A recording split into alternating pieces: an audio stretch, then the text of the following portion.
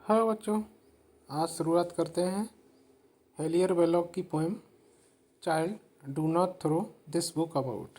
बच्चों, इस किताब को इधर उधर मत फेंको।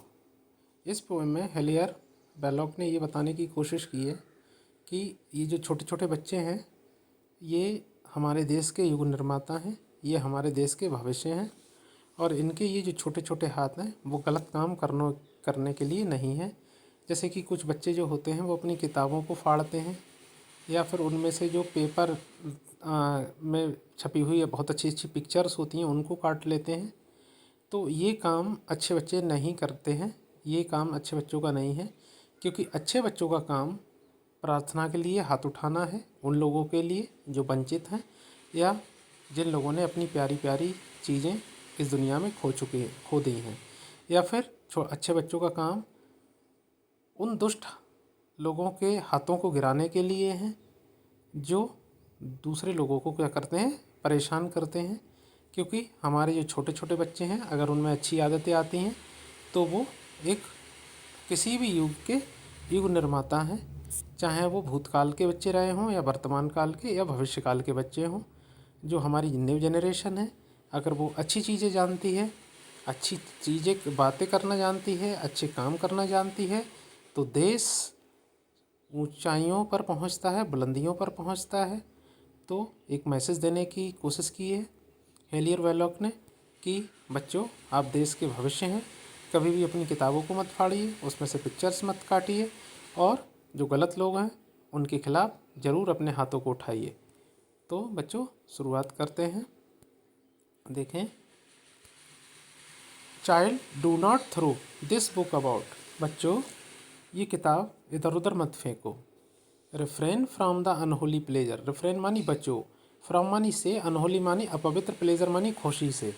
मतलब कुछ बच्चों के अंदर ऐसी गंदी आदतें लग जाती हैं कि जैसे वो किताबों को फाड़ना शुरू कर देते हैं या उन किताबों को फाड़ने से उन्हें क्या आने लगता है, आनंद आने लगता है। तो वो कहते हैं कि किताब को फाड़ने में जो आनंद मिलता है वो आप काम मत करो। Of cutting all the pictures out, या फिर किताबों से जो पिक्चर्स हैं उन्हें मत काटो। Preserve it as your chief treasure. Chief मानी मेन, मुख्य, ट्रेजर मानी खजाना। इन किताबों को अपने खजाने के रूप में बस संभाल के रखो, बचा के रखो। चाइल्ड, बच्चों, have you never heard it said that you are heir of all the ages. बच्चों, क्या आपने नहीं सुना कि तुम सभी युगों के उग निर्माता हो, तुम उत्तराधिकारी हो। हायर मानी उत्तराधिकारी हो, युगों को बनाने वाले तुम ही वो हो। तुम्हारे कंधों पर ही किसी भी देश का भार टिका हुआ है, तुम ही देश को आगे ले जाने वाले हो, इसलिए आपके अंदर गलत आदतें नहीं होनी चाहिए। Why then your hands were never made to tear these beautiful thick pages. इसीलिए मैं कहता हूँ कि तुम्हारे हाथ कभी भी ना उठें इन सुंदर सुंदर किताबों के सुंदर सुंदर पेजों को फाड़ने के लिए। Your little hands were made to take the better things. और तुम्हारे छोटे छोटे हाथ बने हैं अच्छे काम करने के लिए। And leave the worse once.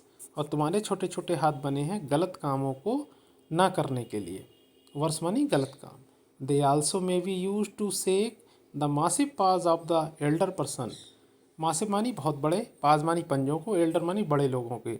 मतलब तुम्हारे हाथ उठने चाहिए उन दुष्ट लोगों के हाथों को गिराने के लिए जो दूसरे लोगों को परेशान करते हैं। And when your prayers complete the day.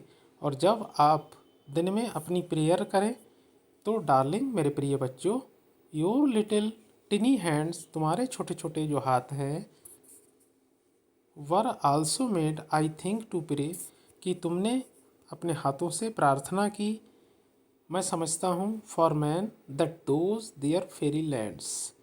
मतलब for man that loss their fairy lands. मतलब उन लोगों के लिए जिन लोगों ने अपना परियों जैसा सुंदर संसार छोड़ दिया। मतलब उन बेचारों के लिए आपने प्रार्थना की जो अपने देश से दूसरे देश के लिए चाहे किसी भी कारणवश चले गए, चाहे रोजी रोटी कमाने चले गए या बच्चों की खातिर चले गए या उन्हें निकाल दिया गया।